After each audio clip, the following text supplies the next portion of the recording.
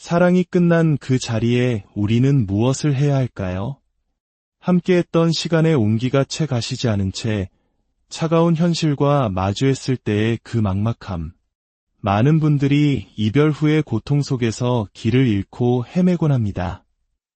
오늘 이 이야기가 여러분의 마음에 작은 위로와 지혜가 되기를 바랍니다.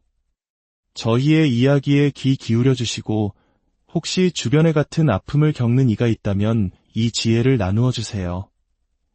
여러분의 따뜻한 관심과 공유가 저희에게는 가장 큰 힘이 됩니다. 오늘 우리는 이별 후 반드시 거쳐야 할 가장 중요하고도 어려운 과정에 대해 이야기하려 합니다. 바로 연락 두절의 원칙, 영어로는 No Contact Rule이라고도 불리는 이 방법에 대해서 말이죠. 이 원칙은 단순히 연락을 끊는 행위를 넘어 무너진 자신을 바로 세우고 어쩌면 흩어진 관계를 다시 건강하게 이어 붙일 수 있는 가장 강력한 심리적 도구입니다.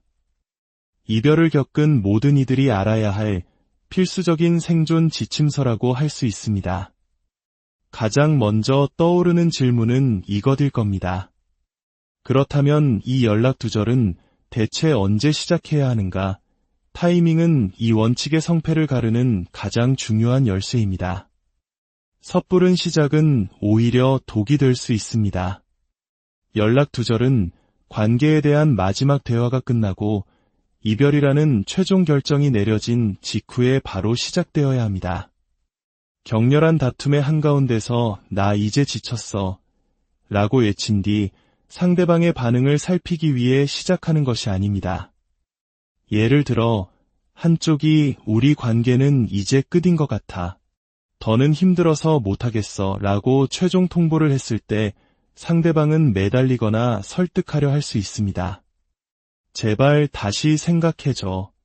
내가 더 잘할게 와 같은 마지막 노력을 기울인 후에도 상대방의 결심이 확고하다면 바로 그 순간이 연락 두절을 시작해야 할 골든타임입니다. 많은 분들이 이 지점에서 실수를 합니다. 예를 들어 여자가 당신이 했던 그 말 너무 상처가 됐어. 이번엔 정말 끝이야 라고 말했을 때 남자가 말도 안 돼. 그깟 말 한마디 가지고 뭘 그래?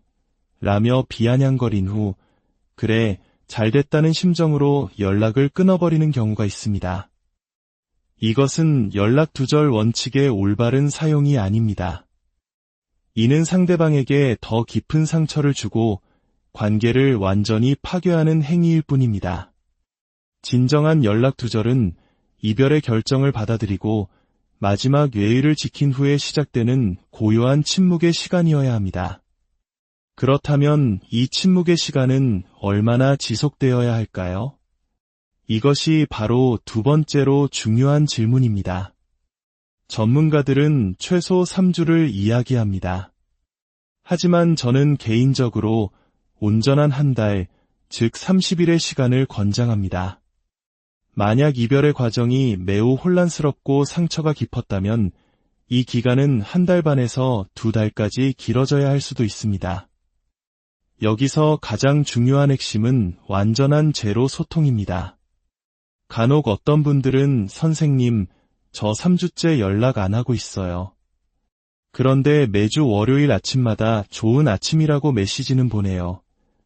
혹은 매주 토요일마다 그 사람이 좋아하던 꽃을 집 앞에 두고 와요. 라고 말합니다. 안타깝게도 그것은 원칙을 어기는 행위입니다. 당신은 매번 그 침묵의 시간을 처음부터 다시 시작하고 있는 것과 같습니다. 완전한 단절. 그것이 이 기간의 핵심입니다.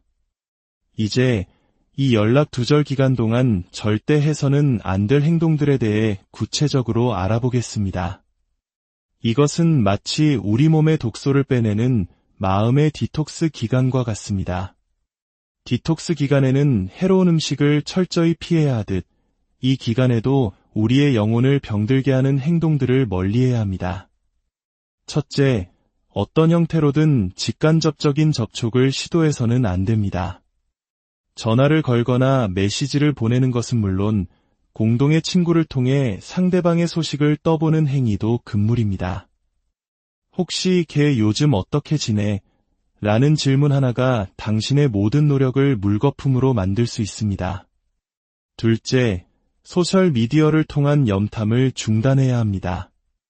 가짜 계정을 만들어 상대방의 일상을 훔쳐보거나 그 사람의 게시물에 좋아요를 누르는 지인들의 프로필까지 찾아 들어가는 행동은 당신의 마음을 더욱 병들게 할 뿐입니다. 또한 자신의 소셜미디어에 이별을 암시하는 슬픈 노래가사, 우울한 글고 혹은 반대로 보란 듯이 나 너무 행복해 를 외치는 과시적인 사진을 올리는 것 역시 금지입니다. 그 모든 것은 나는 아직 당신을 의식하고 있다는 미세한 신호를 보내는 것과 같기 때문입니다. 셋째, 우연을 가장한 만남을 계획해서는 안 됩니다. 상대방이 자주 가는 카페에 앉아 기다리거나 퇴근 시간에 맞춰 회사 앞을 서성이는 행동, 혹은 두 사람의 추억이 담긴 노래를 차 안에서 크게 틀고 집 앞을 지나가는 것. 놀랍게도 아직도 많은 분들이 이런 행동을 합니다. 이는 당신의 가치를 떨어뜨리고 상대방에게는 부담감과 심지어 공포심까지 안겨줄 수 있는 최악의 행동입니다. 기억하십시오. 연락 두절 기간은 투명인간이 되는 시간입니다. 상대방의 세상에서 당신이라는 존재를 잠시 완전히 지워버리는 것입니다. 그렇다면 이 고통스러운 침묵의 시간은 우리에게 어떤 의미가 있을까요? 이 원칙은 양쪽 모두에게 각기 다른 그러나 매우 중요한 선물을 안겨줍니다. 먼저, 당신 자신을 위한 선물입니다. 첫 번째 선물은 감정적 치유입니다. 이별은 우리 영혼에 깊은 상처를 남기는 일종의 정신적 질병과도 같습니다. 독감에 걸렸을 때 우리가 충분한 휴식과 영양 섭취, 안정을 통해 몸을 회복시키듯 우리의 마음도 회복할 시간이 절실히 필요합니다. 연락을 계속하는 것은 아픈 상처를 계속해서 건드리는 것과 같습니다. 이 침묵의 시간은 당신의 마음이 스스로를 치유하고 다시 단단해질 수 있도록 돕는 가장 중요한 처방전입니다. 두 번째 선물은 자존감의 회복입니다. 이별을 겪으면 우리는 세상에서 가장 초라하고 매력 없는 사람처럼 느껴지곤 합니다. 세상에서 가장 아름답고 멋진 사람이라 할지라도 이 시기에는 거울 속 자신이 낯설고 밉게만 보입니다. 이런 낮은 자존감 상태에서 하는 모든 말과 행동은 관계를 더욱 망가뜨릴 뿐입니다. 연락을 끊고 오롯이 자신에게 집중하는 시간, 운동을 하고 새로운 것을 배우고 친구들을 만나면서 당신은 잃어버렸던 자신의 가치를 서서히 되찾게 될 것입니다. 텅 비었던 자존감의 연료 게이지가 다시 차오르는 것을 느끼게 될 겁니다. 세 번째 선물은 객관적인 시각입니다. 관계의 소용돌이 한가운데 있거나 이별 직후의 혼란 속에서는 상황을 제대로 판단하기 어렵습니다. 상대방에게 배신을 당했음에도 불구하고 내가 너무 소홀해서 그 사람이 외로웠던 거야 라며 자신의 탓을 하는 경우도 있습니다. 하지만 시간이 지나고 감정의 폭풍이 잦아들면 비로소 무엇이 옳고 그른지 누구의 잘못이 더 컸는지 냉정하게 보이기 시작합니다. 그래, 내가 버섯머리라고 놀린 건 좀 심했지. 하지만 그 사람이 내게 했던 모욕적인 말들도 분명한 잘못이었어 와 같이 관계를 객관적으로 분석하고 자신의 실수를 인정하며 동시에 상대방의 잘못도 명확히 인지하게 됩니다. 이 과정은 당신의 성장을 위해 반드시 필요합니다. 다음으로 이 침묵이 상대방에게 주는 선물입니다. 첫 번째는 예측의 파괴입니다. 대부분의 경우 이별을 통보한 사람은 상대방이 한동안 자신에게 매달릴 것이라고 예상합니다. 분명히 며칠 안에 다시 연락이 오겠지. 그때 내가 어떻게 반응할까? 와 같은 생각을 하며 심리적 우위를 점하고 있다고 느낍니다. 하지만 당신의 완전한 침묵은 그들의 예상을 완전히 깨뜨려 버립니다. 그 순간 그들의 머릿속에는 새로운 질문들이 떠오르기 시작합니다. 내가 헤어지자고 한 게 오히려 잘된 일이었나? 혹시 나를 벌써 잊었나? 아니면 새로운 사람이 생긴 건가? 와 같은 의문과 불안감이 싹트기 시작하는 것입니다. 두 번째 선물은 그리움이라는 감정의 싹을 틔우는 것입니다. 접촉이 계속되는 한 진정한 그리움은 생겨나지 않습니다. 오히려 귀찮음과 부담감만 커질 뿐입니다.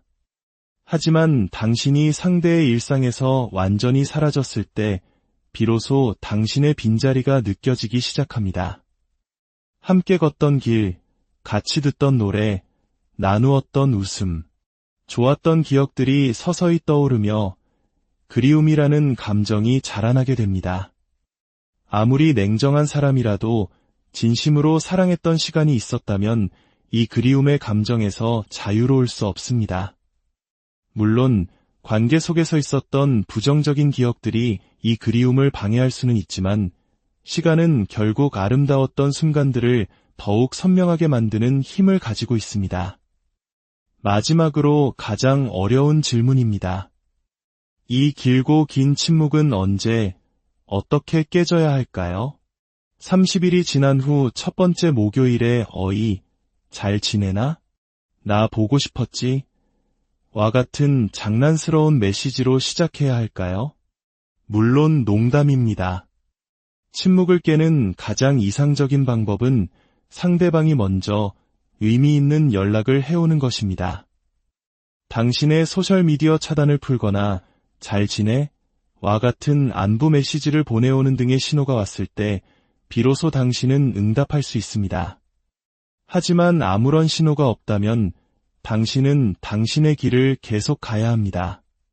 물론 위급한 상황이나 불가피한 일이 발생했을 때는 이 원칙이 유연하게 적용될 수 있습니다.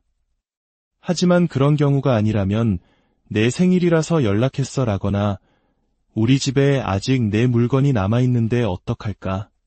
와 같은 핑계로 먼저 연락하는 것은 절대 금물입니다.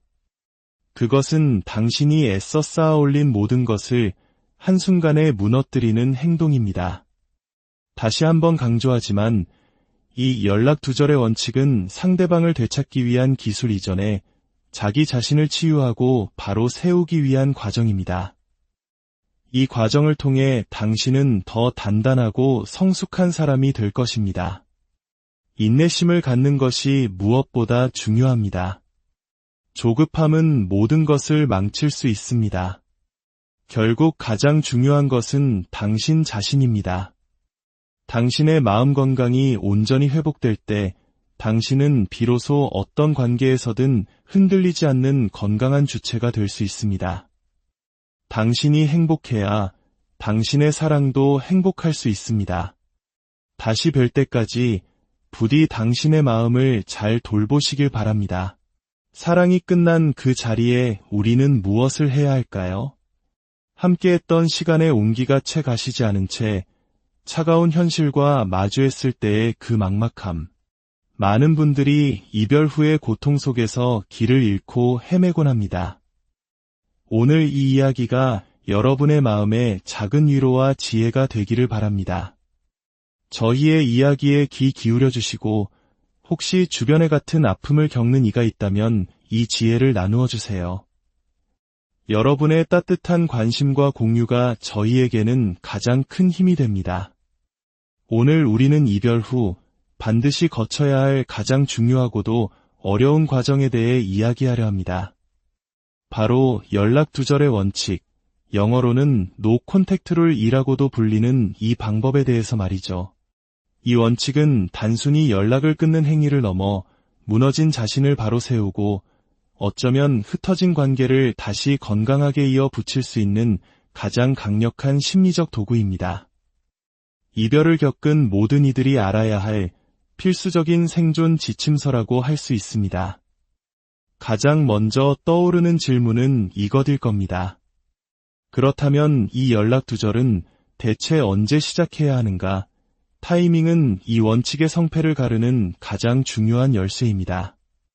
섣부른 시작은 오히려 독이 될 수 있습니다. 연락 두절은 관계에 대한 마지막 대화가 끝나고 이별이라는 최종 결정이 내려진 직후에 바로 시작되어야 합니다. 격렬한 다툼의 한가운데서 나 이제 지쳤어 라고 외친 뒤 상대방의 반응을 살피기 위해 시작하는 것이 아닙니다. 예를 들어 한쪽이 우리 관계는 이제 끝인 것 같아. 더는 힘들어서 못하겠어 라고 최종 통보를 했을 때 상대방은 매달리거나 설득하려 할 수 있습니다. 제발 다시 생각해줘. 내가 더 잘할게 와 같은 마지막 노력을 기울인 후에도 상대방의 결심이 확고하다면 바로 그 순간이 연락 두절을 시작해야 할 골든타임입니다. 많은 분들이 이 지점에서 실수를 합니다. 예를 들어 여자가 당신이 했던 그 말 너무 상처가 됐어. 이번엔 정말 끝이야 라고 말했을 때 남자가 말도 안 돼. 그깟 말 한마디 가지고 뭘 그래? 라며 비아냥거린 후 그래 잘됐다는 심정으로 연락을 끊어버리는 경우가 있습니다. 이것은 연락 두절 원칙의 올바른 사용이 아닙니다. 이는 상대방에게 더 깊은 상처를 주고 관계를 완전히 파괴하는 행위일 뿐입니다. 진정한 연락 두절은 이별의 결정을 받아들이고 마지막 예의를 지킨 후에 시작되는 고요한 침묵의 시간이어야 합니다. 그렇다면 이 침묵의 시간은 얼마나 지속되어야 할까요? 이것이 바로 두 번째로 중요한 질문입니다. 전문가들은 최소 3주를 이야기합니다. 하지만 저는 개인적으로 온전한 한 달, 즉 30일의 시간을 권장합니다. 만약 이별의 과정이 매우 혼란스럽고 상처가 깊었다면 이 기간은 한 달 반에서 2달까지 길어져야 할 수도 있습니다. 여기서 가장 중요한 핵심은 완전한 제로 소통입니다.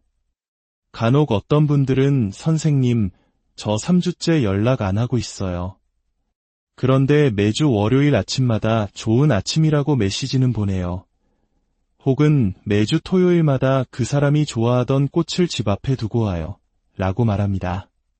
안타깝게도 그것은 원칙을 어기는 행위입니다. 당신은 매번 그 침묵의 시간을 처음부터 다시 시작하고 있는 것과 같습니다. 완전한 단절. 그것이 이 기간의 핵심입니다. 이제 이 연락 두절 기간 동안 절대 해서는 안 될 행동들에 대해 구체적으로 알아보겠습니다. 이것은 마치 우리 몸의 독소를 빼내는 마음의 디톡스 기간과 같습니다. 디톡스 기간에는 해로운 음식을 철저히 피해야 하듯 이 기간에도 우리의 영혼을 병들게 하는 행동들을 멀리해야 합니다. 첫째, 어떤 형태로든 직간접적인 접촉을 시도해서는 안 됩니다. 전화를 걸거나 메시지를 보내는 것은 물론 공동의 친구를 통해 상대방의 소식을 떠보는 행위도 금물입니다. 혹시 걔 요즘 어떻게 지내? 라는 질문 하나가 당신의 모든 노력을 물거품으로 만들 수 있습니다. 둘째, 소셜미디어를 통한 염탐을 중단해야 합니다. 가짜 계정을 만들어 상대방의 일상을 훔쳐보거나 그 사람의 게시물에 좋아요를 누르는 지인들의 프로필까지 찾아 들어가는 행동은 당신의 마음을 더욱 병들게 할 뿐입니다. 또한 자신의 소셜미디어에 이별을 암시하는 슬픈 노래 가사, 우울한 글고 혹은 반대로 보란 듯이 나 너무 행복해 를 외치는 과시적인 사진을 올리는 것 역시 금지입니다. 그 모든 것은 나는 아직 당신을 의식하고 있다는 미세한 신호를 보내는 것과 같기 때문입니다. 셋째, 우연을 가장한 만남을 계획해서는 안 됩니다. 상대방이 자주 가는 카페에 앉아 기다리거나 퇴근 시간에 맞춰 회사 앞을 서성이는 행동, 혹은 두 사람의 추억이 담긴 노래를 차 안에서 크게 틀고 집 앞을 지나가는 것. 놀랍게도 아직도 많은 분들이 이런 행동을 합니다. 이는 당신의 가치를 떨어뜨리고 상대방에게는 부담감과 심지어 공포심까지 안겨줄 수 있는 최악의 행동입니다. 기억하십시오. 연락 두절 기간은 투명인간이 되는 시간입니다. 상대방의 세상에서 당신이라는 존재를 잠시 완전히 지워버리는 것입니다. 그렇다면 이 고통스러운 침묵의 시간은 우리에게 어떤 의미가 있을까요? 이 원칙은 양쪽 모두에게 각기 다른 그러나 매우 중요한 선물을 안겨줍니다. 먼저, 당신 자신을 위한 선물입니다. 첫 번째 선물은 감정적 치유입니다. 이별은 우리 영혼에 깊은 상처를 남기는 일종의 정신적 질병과도 같습니다. 독감에 걸렸을 때 우리가 충분한 휴식과 영양 섭취, 안정을 통해 몸을 회복시키듯 우리의 마음도 회복할 시간이 절실히 필요합니다.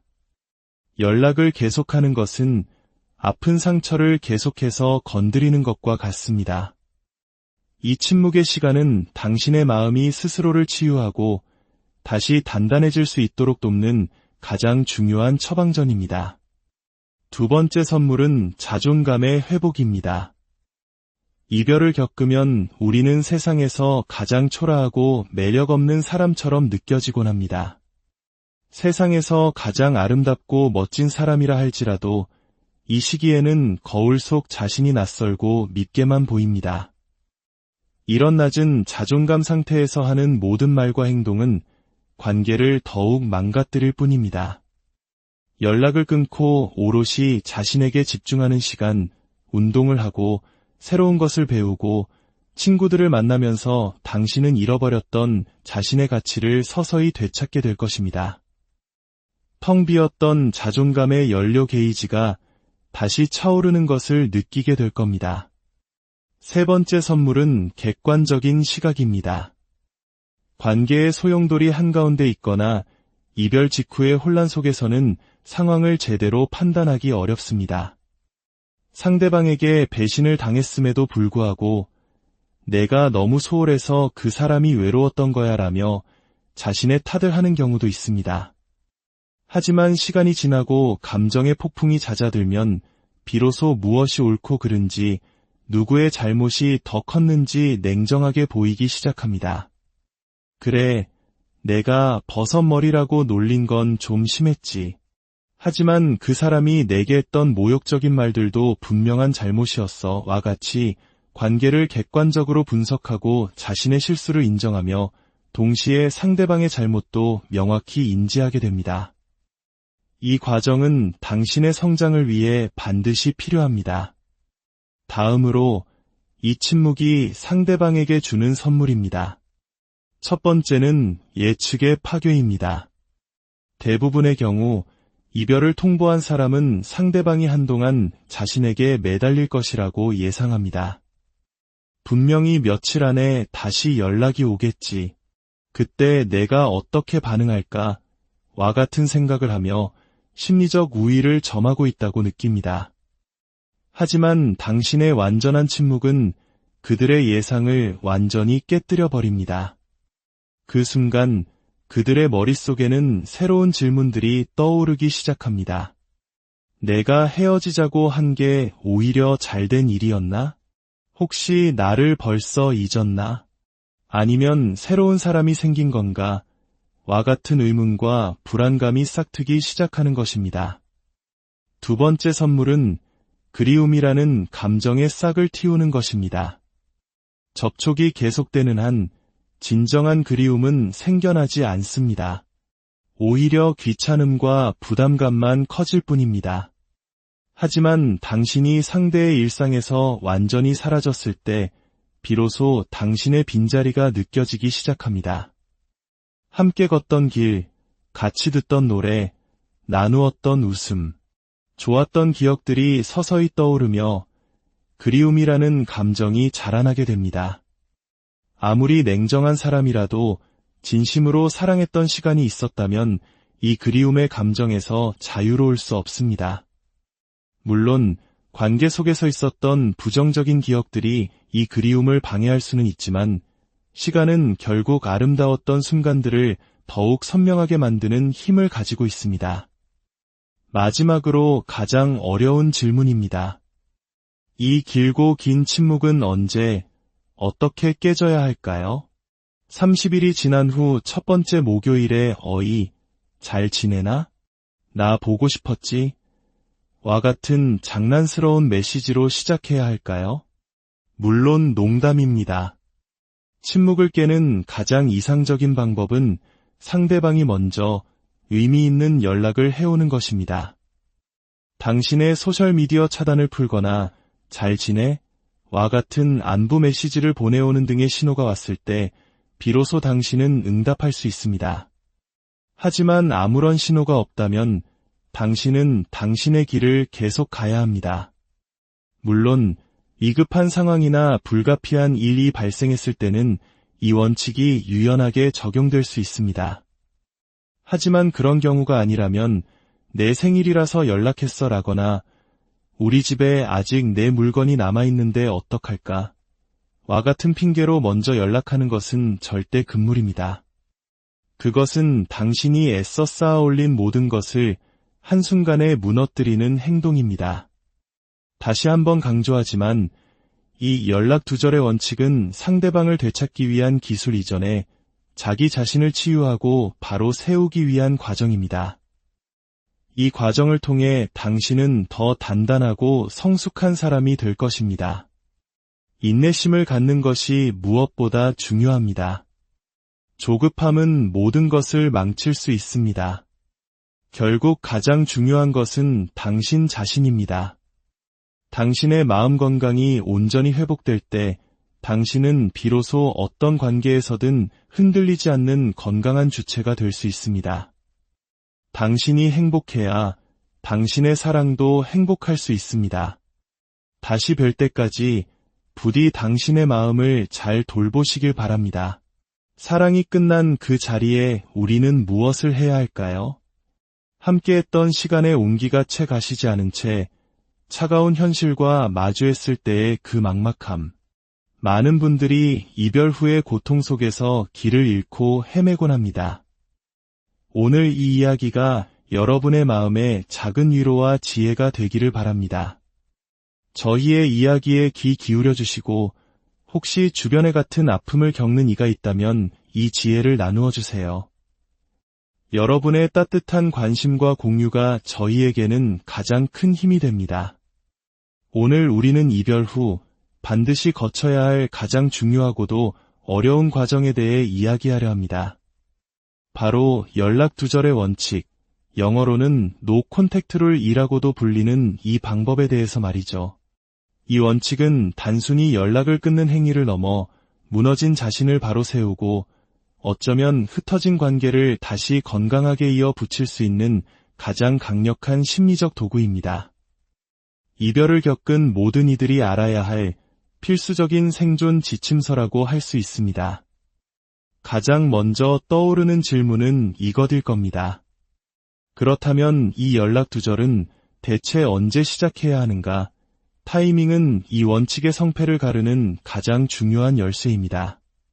섣부른 시작은 오히려 독이 될 수 있습니다. 연락 두절은 관계에 대한 마지막 대화가 끝나고 이별이라는 최종 결정이 내려진 직후에 바로 시작되어야 합니다. 격렬한 다툼의 한가운데서 나 이제 지쳤어 라고 외친 뒤 상대방의 반응을 살피기 위해 시작하는 것이 아닙니다. 예를 들어 한쪽이 우리 관계는 이제 끝인 것 같아.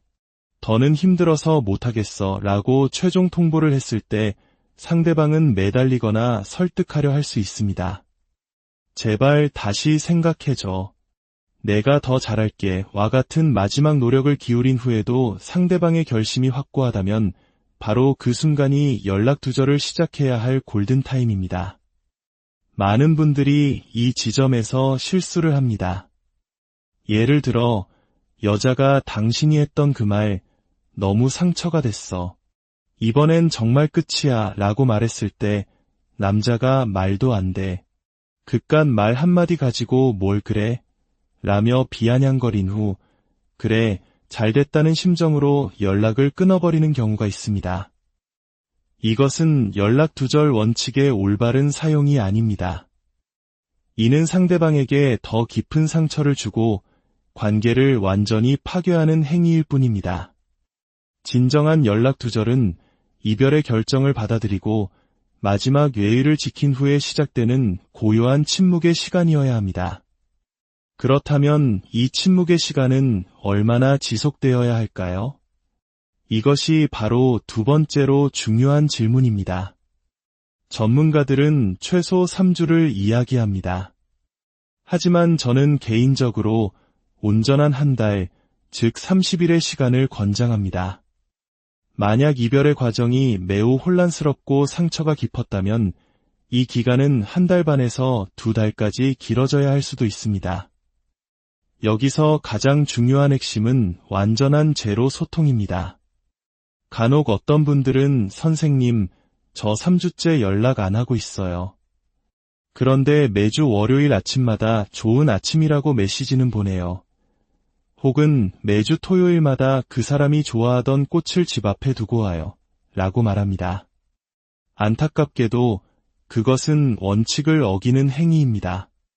당신은 매번 그 침묵의 시간을 처음부터 다시 시작하고 있는 것과 같습니다. 완전한 단절. 그것이 이 기간의 핵심입니다. 이제 이 연락 두절 기간 동안 절대 해서는 안 될 행동들에 대해 구체적으로 알아보겠습니다. 이것은 마치 우리 몸의 독소를 빼내는 마음의 디톡스 기간과 같습니다. 디톡스 기간에는 해로운 음식을 철저히 피해야 하듯 이 기간에도 우리의 영혼을 병들게 하는 행동들을 멀리해야 합니다. 첫째, 어떤 형태로든 직간접적인 접촉을 시도해서는 안 됩니다. 전화를 걸거나 메시지를 보내는 것은 물론 공동의 친구를 통해 상대방의 소식을 떠보는 행위도 금물입니다. 혹시 걔 요즘 어떻게 지내?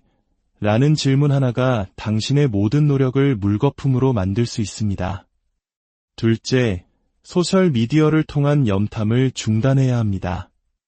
가짜 계정을 만들어 상대방의 일상을 훔쳐보거나 그 사람의 게시물에 좋아요를 누르는 지인들의 프로필까지 찾아 들어가는 행동은 당신의 마음을 더욱 병들게 할 뿐입니다. 또한 자신의 소셜미디어에 이별을 암시하는 슬픈 노래 가사, 우울한 글고 혹은 반대로 보란 듯이 나 너무 행복해 를 외치는 과시적인 사진을 올리는 것 역시 금지입니다.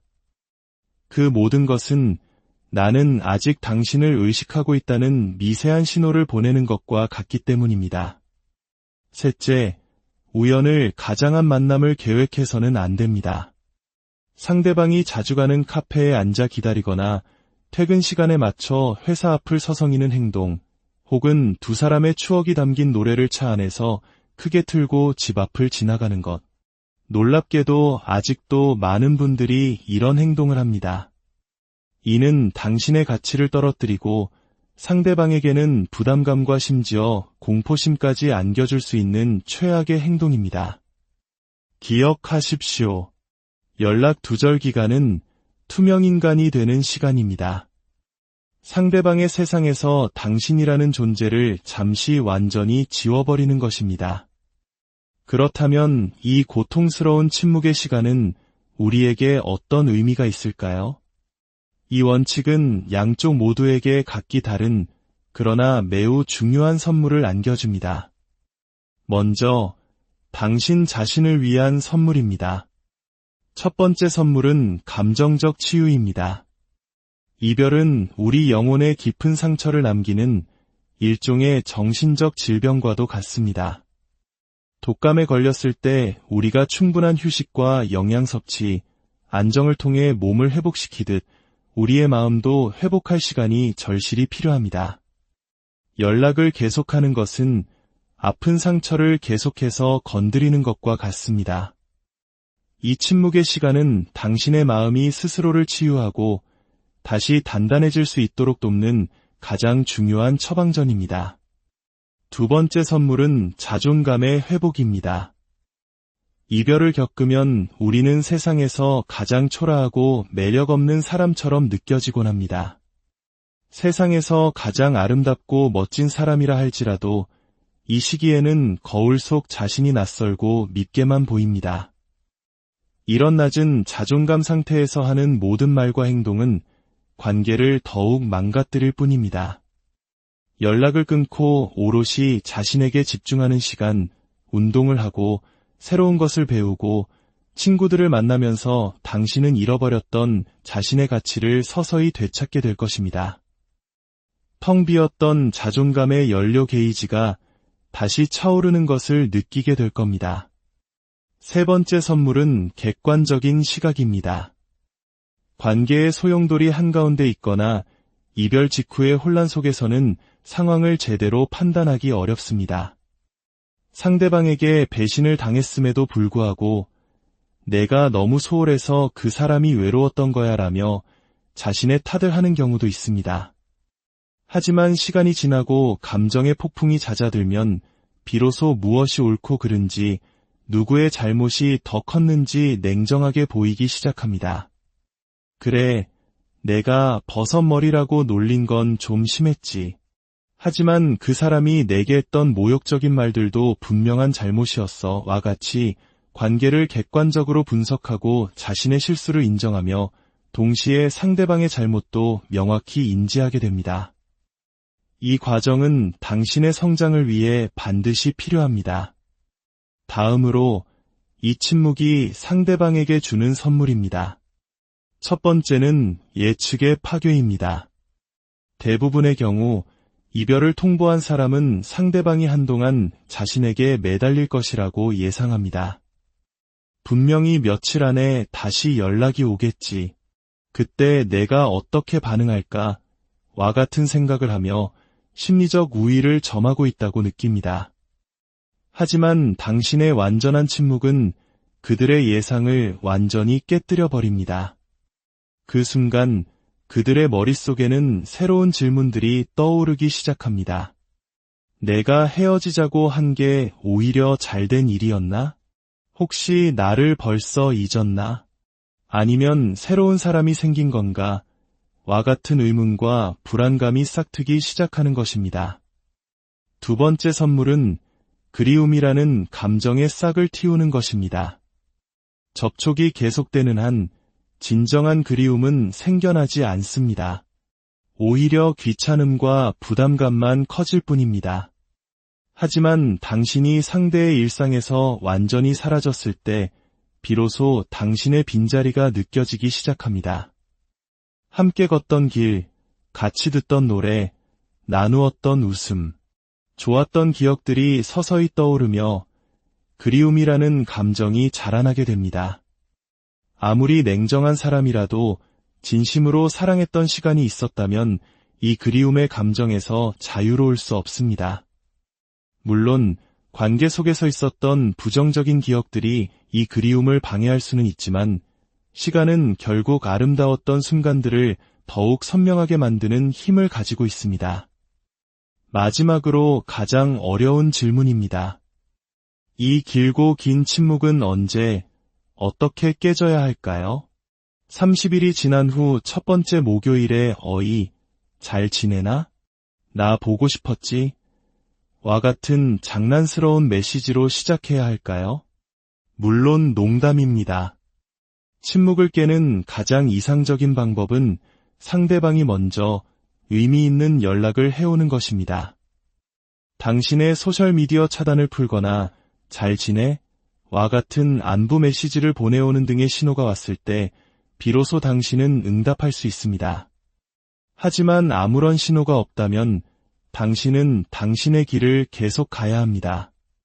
물론 위급한 상황이나 불가피한 일이 발생했을 때는 이 원칙이 유연하게 적용될 수 있습니다. 하지만 그런 경우가 아니라면 내 생일이라서 연락했어 라거나 우리 집에 아직 내 물건이 남아있는데 어떡할까? 와 같은 핑계로 먼저 연락하는 것은 절대 금물입니다. 그것은 당신이 애써 쌓아 올린 모든 것을 한순간에 무너뜨리는 행동입니다. 다시 한번 강조하지만 이 연락 두절의 원칙은 상대방을 되찾기 위한 기술 이전에 자기 자신을 치유하고 바로 세우기 위한 과정입니다. 이 과정을 통해 당신은 더 단단하고 성숙한 사람이 될 것입니다. 인내심을 갖는 것이 무엇보다 중요합니다. 조급함은 모든 것을 망칠 수 있습니다. 결국 가장 중요한 것은 당신 자신입니다. 당신의 마음 건강이 온전히 회복될 때 당신은 비로소 어떤 관계에서든 흔들리지 않는 건강한 주체가 될 수 있습니다. 당신이 행복해야 당신의 사랑도 행복할 수 있습니다. 다시 뵐 때까지 부디 당신의 마음을 잘 돌보시길 바랍니다. 사랑이 끝난 그 자리에 우리는 무엇을 해야 할까요? 함께했던 시간의 온기가 채 가시지 않은 채 차가운 현실과 마주했을 때의 그 막막함. 많은 분들이 이별 후의 고통 속에서 길을 잃고 헤매곤 합니다.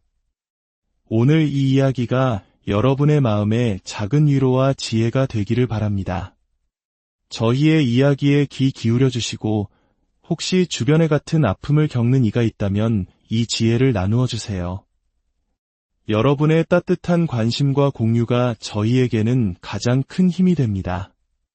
오늘 우리는 이별 후 반드시 거쳐야 할 가장 중요하고도 어려운 과정에 대해 이야기하려 합니다. 바로 연락 두절의 원칙, 영어로는 No Contact Rule이라고도 불리는 이 방법에 대해서 말이죠. 이 원칙은 단순히 연락을 끊는 행위를 넘어 무너진 자신을 바로 세우고 어쩌면 흩어진 관계를 다시 건강하게 이어 붙일 수 있는 가장 강력한 심리적 도구입니다. 이별을 겪은 모든 이들이 알아야 할 필수적인 생존 지침서라고 할 수 있습니다. 가장 먼저 떠오르는 질문은 이것일 겁니다. 그렇다면 이 연락 두절은 대체 언제 시작해야 하는가? 타이밍은 이 원칙의 성패를 가르는 가장 중요한 열쇠입니다. 섣부른 시작은 오히려 독이 될 수 있습니다. 연락 두절은 관계에 대한 마지막 대화가 끝나고 이별이라는 최종 결정이 내려진 직후에 바로 시작되어야 합니다. 격렬한 다툼의 한가운데서 나 이제 지쳤어 라고 외친 뒤 상대방의 반응을 살피기 위해 시작하는 것이 아닙니다. 예를 들어 한쪽이 우리 관계는 이제 끝인 것 같아. 더는 힘들어서 못하겠어 라고 최종 통보를 했을 때 상대방은 매달리거나 설득하려 할 수 있습니다. 제발 다시 생각해줘. 내가 더 잘할게 와 같은 마지막 노력을 기울인 후에도 상대방의 결심이 확고하다면 바로 그 순간이 연락 두절을 시작해야 할 골든타임입니다.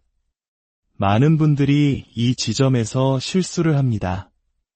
예를 들어 여자가 당신이 했던 그 말 너무 상처가 됐어. 이번엔 정말 끝이야 라고 말했을 때 남자가 말도 안 돼. 그깟 말 한마디 가지고 뭘 그래?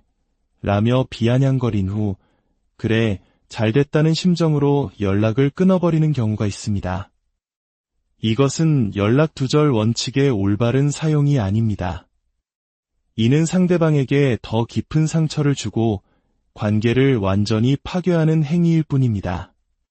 진정한 연락 두절은 이별의 결정을 받아들이고 마지막 예의를 지킨 후에 시작되는 고요한 침묵의 시간이어야 합니다. 그렇다면 이 침묵의 시간은 얼마나 지속되어야 할까요? 이것이 바로 두 번째로 중요한 질문입니다. 전문가들은 최소 3주를 이야기합니다. 하지만 저는 개인적으로 온전한 한 달, 즉 30일의 시간을 권장합니다. 만약 이별의 과정이 매우 혼란스럽고 상처가 깊었다면 이 기간은 한 달 반에서 2달까지 길어져야 할 수도 있습니다. 여기서 가장 중요한 핵심은 완전한 제로 소통입니다. 간혹 어떤 분들은 선생님, 저 3주째 연락 안 하고 있어요. 그런데 매주 월요일 아침마다 좋은 아침이라고 메시지는 보내요. 혹은 매주 토요일마다 그 사람이 좋아하던 꽃을 집 앞에 두고 와요. 라고 말합니다. 안타깝게도 그것은 원칙을 어기는 행위입니다. 당신은 매번 그 침묵의 시간을 처음부터 다시 시작하고 있는 것과 같습니다. 완전한 단절. 그것이 이 기간의 핵심입니다. 이제 이 연락 두절 기간 동안 절대 해서는 안 될 행동들에 대해 구체적으로 알아보겠습니다. 이것은 마치 우리 몸의 독소를 빼내는 마음의 디톡스 기간과 같습니다. 디톡스 기간에는 해로운 음식을 철저히 피해야 하듯 이 기간에도 우리의 영혼을 병들게 하는 행동들을 멀리해야 합니다. 첫째, 어떤 형태로든 직간접적인 접촉을 시도해서는 안 됩니다. 전화를 걸거나 메시지를 보내는 것은 물론 공동의 친구를 통해 상대방의 소식을 떠보는 행위도 금물입니다. 혹시 걔 요즘 어떻게 지내? 라는 질문 하나가 당신의 모든 노력을 물거품으로 만들 수 있습니다. 둘째, 소셜미디어를 통한 염탐을 중단해야 합니다. 가짜 계정을 만들어 상대방의 일상을 훔쳐보거나 그 사람의 게시물에 좋아요를 누르는 지인들의 프로필까지 찾아 들어가는 행동은 당신의 마음을 더욱 병들게 할 뿐입니다.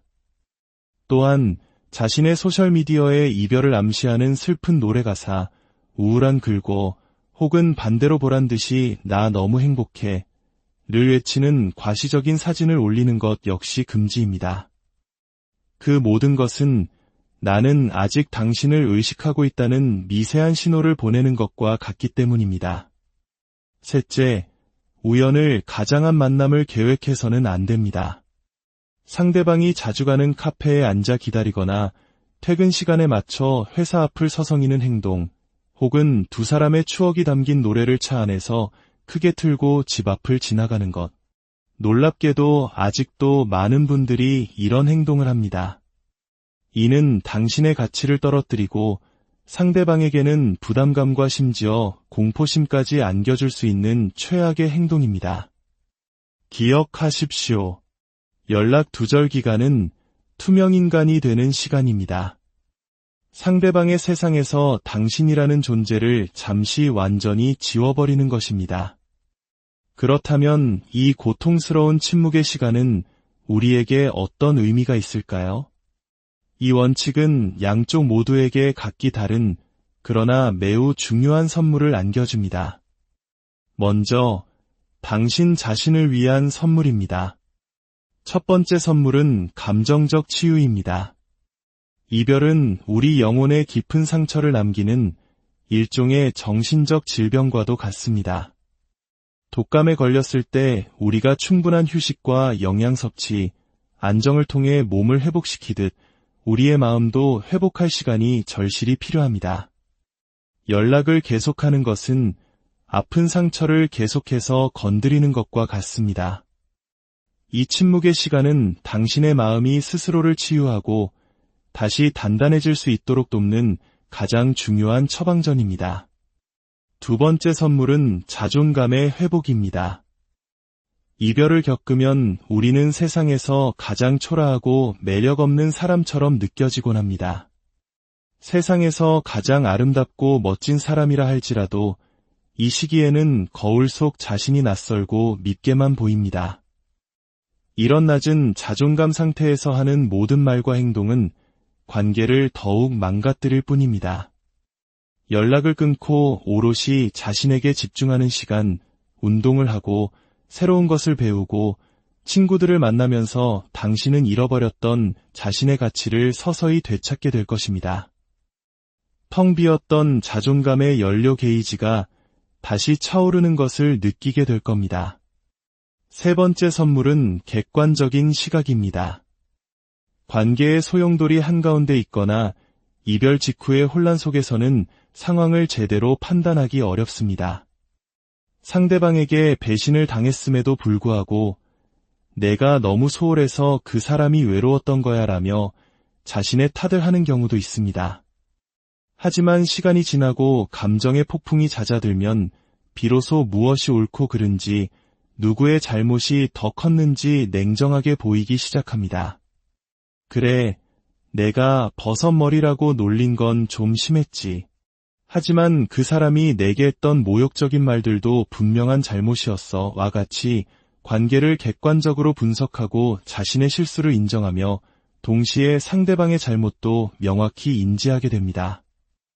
이 과정은 당신의 성장을 위해 반드시 필요합니다. 다음으로 이 침묵이 상대방에게 주는 선물입니다. 첫 번째는 예측의 파괴입니다. 대부분의 경우 이별을 통보한 사람은 상대방이 한동안 자신에게 매달릴 것이라고 예상합니다. 분명히 며칠 안에 다시 연락이 오겠지. 그때 내가 어떻게 반응할까? 와 같은 생각을 하며 심리적 우위를 점하고 있다고 느낍니다. 하지만 당신의 완전한 침묵은 그들의 예상을 완전히 깨뜨려 버립니다. 그 순간 그들의 머릿속에는 새로운 질문들이 떠오르기 시작합니다. 내가 헤어지자고 한 게 오히려 잘된 일이었나? 혹시 나를 벌써 잊었나? 아니면 새로운 사람이 생긴 건가? 와 같은 의문과 불안감이 싹트기 시작하는 것입니다. 두 번째 선물은 그리움이라는 감정의 싹을 틔우는 것입니다. 접촉이 계속되는 한 진정한 그리움은 생겨나지 않습니다. 오히려 귀찮음과 부담감만 커질 뿐입니다.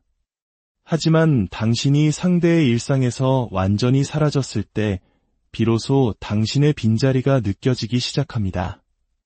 함께 걷던 길, 같이 듣던 노래, 나누었던 웃음, 좋았던 기억들이 서서히 떠오르며 그리움이라는 감정이 자라나게 됩니다. 아무리 냉정한 사람이라도 진심으로 사랑했던 시간이 있었다면 이 그리움의 감정에서 자유로울 수 없습니다. 물론 관계 속에서 있었던 부정적인 기억들이 이 그리움을 방해할 수는 있지만 시간은 결국 아름다웠던 순간들을 더욱 선명하게 만드는 힘을 가지고 있습니다. 마지막으로 가장 어려운 질문입니다. 이 길고 긴 침묵은 언제, 어떻게 깨져야 할까요? 30일이 지난 후 첫 번째 목요일에 어이, 잘 지내나? 나 보고 싶었지? 와 같은 장난스러운 메시지로 시작해야 할까요? 물론 농담입니다. 침묵을 깨는 가장 이상적인 방법은 상대방이 먼저 의미 있는 연락을 해오는 것입니다. 당신의 소셜미디어 차단을 풀거나 잘 지내?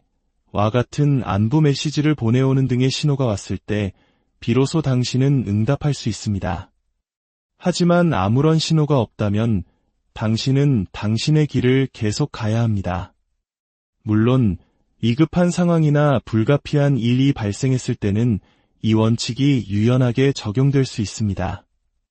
하지만 그런 경우가 아니라면 내 생일이라서 연락했어 라거나 우리 집에 아직 내 물건이 남아있는데 어떡할까? 와 같은 핑계로 먼저 연락하는 것은 절대 금물입니다. 그것은 당신이 애써 쌓아 올린 모든 것을 한순간에 무너뜨리는 행동입니다. 다시 한번 강조하지만 이 연락 두절의 원칙은 상대방을 되찾기 위한 기술 이전에 자기 자신을 치유하고 바로 세우기 위한 과정입니다.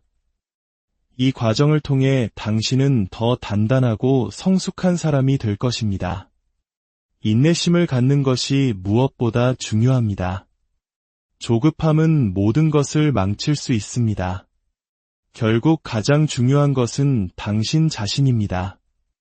당신의 마음 건강이 온전히 회복될 때 당신은 비로소 어떤 관계에서든 흔들리지 않는 건강한 주체가 될 수 있습니다.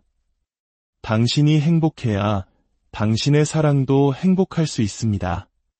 다시 뵐 때까지 부디 당신의 마음을 잘 돌보시길 바랍니다. 사랑이 끝난 그 자리에 우리는 무엇을 해야 할까요? 함께했던 시간의 온기가 채 가시지 않은 채 차가운 현실과 마주했을 때의 그 막막함. 많은 분들이 이별 후의 고통 속에서 길을 잃고 헤매곤 합니다. 오늘 이 이야기가 여러분의 마음에 작은 위로와 지혜가 되기를 바랍니다. 저희의 이야기에 귀 기울여 주시고 혹시 주변에 같은 아픔을 겪는 이가 있다면 이 지혜를 나누어 주세요. 여러분의 따뜻한 관심과 공유가 저희에게는 가장 큰 힘이 됩니다. 오늘 우리는 이별 후 반드시 거쳐야 할 가장 중요하고도 어려운 과정에 대해 이야기하려 합니다. 바로 연락 두절의 원칙, 영어로는 No Contact Rule이라고도 불리는 이 방법에 대해서 말이죠. 이 원칙은 단순히 연락을 끊는 행위를 넘어 무너진 자신을 바로 세우고 어쩌면 흩어진 관계를 다시 건강하게 이어 붙일 수 있는 가장 강력한 심리적 도구입니다. 이별을 겪은 모든 이들이 알아야 할 필수적인 생존 지침서라고 할 수 있습니다. 가장 먼저 떠오르는 질문은 이것일 겁니다. 그렇다면 이 연락 두절은 대체 언제 시작해야 하는가? 타이밍은 이 원칙의 성패를 가르는 가장 중요한 열쇠입니다. 섣부른 시작은 오히려 독이 될 수 있습니다. 연락 두절은 관계에 대한 마지막 대화가 끝나고 이별이라는 최종 결정이 내려진 직후에 바로 시작되어야 합니다.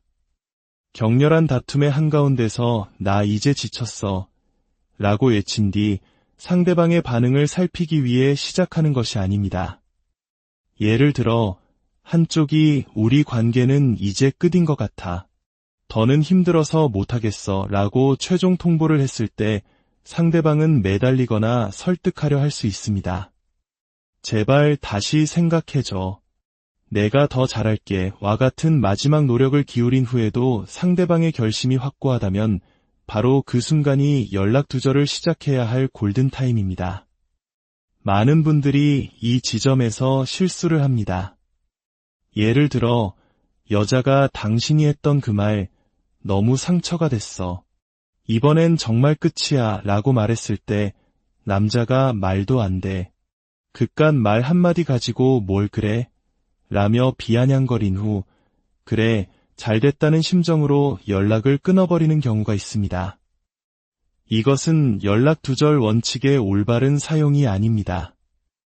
이는 상대방에게 더 깊은 상처를 주고 관계를 완전히 파괴하는 행위일 뿐입니다. 진정한 연락 두절은 이별의 결정을 받아들이고 마지막 예의를 지킨 후에 시작되는 고요한 침묵의 시간이어야 합니다. 그렇다면 이 침묵의 시간은 얼마나 지속되어야 할까요? 이것이 바로 두 번째로 중요한 질문입니다. 전문가들은 최소 3주를 이야기합니다. 하지만 저는 개인적으로 온전한 한 달, 즉 30일의 시간을 권장합니다. 만약 이별의 과정이 매우 혼란스럽고 상처가 깊었다면 이 기간은 한 달 반에서 2달까지 길어져야 할 수도 있습니다. 여기서 가장 중요한 핵심은 완전한 제로 소통입니다. 간혹 어떤 분들은 선생님, 저 3주째 연락 안 하고 있어요. 그런데 매주 월요일 아침마다 좋은 아침이라고 메시지는 보내요. 혹은 매주 토요일마다 그 사람이 좋아하던 꽃을 집 앞에 두고 와요. 라고 말합니다. 안타깝게도 그것은 원칙을 어기는 행위입니다. 당신은 매번 그 침묵의 시간을 처음부터 다시 시작하고 있는 것과 같습니다. 완전한 단절. 그것이 이 기간의 핵심입니다. 이제 이 연락 두절 기간 동안 절대 해서는 안 될 행동들에 대해 구체적으로 알아보겠습니다. 이것은 마치 우리 몸의 독소를 빼내는 마음의 디톡스 기간과 같습니다. 디톡스 기간에는 해로운 음식을 철저히 피해야 하듯 이 기간에도 우리의 영혼을 병들게 하는 행동들을 멀리해야 합니다. 첫째, 어떤 형태로든 직간접적인 접촉을 시도해서는 안 됩니다. 전화를 걸거나 메시지를 보내는 것은 물론 공동의 친구를 통해 상대방의 소식을 떠보는 행위도 금물입니다. 혹시 걔 요즘 어떻게 지내? 라는 질문 하나가 당신의 모든 노력을 물거품으로 만들 수 있습니다. 둘째, 소셜미디어를 통한 염탐을 중단해야 합니다. 가짜 계정을 만들어 상대방의 일상을 훔쳐보거나 그 사람의 게시물에 좋아요를 누르는 지인들의 프로필까지 찾아 들어가는 행동은 당신의 마음을 더욱 병들게 할 뿐입니다. 또한 자신의 소셜미디어에 이별을 암시하는 슬픈 노래 가사, 우울한 글고 혹은 반대로 보란 듯이 나 너무 행복해 를 외치는 과시적인 사진을 올리는 것 역시 금지입니다. 그 모든 것은 나는 아직 당신을 의식하고 있다는 미세한 신호를 보내는 것과 같기 때문입니다. 셋째, 우연을 가장한 만남을 계획해서는 안 됩니다. 상대방이 자주 가는 카페에 앉아 기다리거나 퇴근 시간에 맞춰 회사 앞을 서성이는 행동, 혹은 두 사람의 추억이 담긴 노래를 차 안에서 크게 틀고 집 앞을 지나가는 것. 놀랍게도 아직도 많은 분들이 이런 행동을 합니다. 이는 당신의 가치를 떨어뜨리고 상대방에게는 부담감과 심지어 공포심까지 안겨줄 수 있는 최악의 행동입니다. 기억하십시오.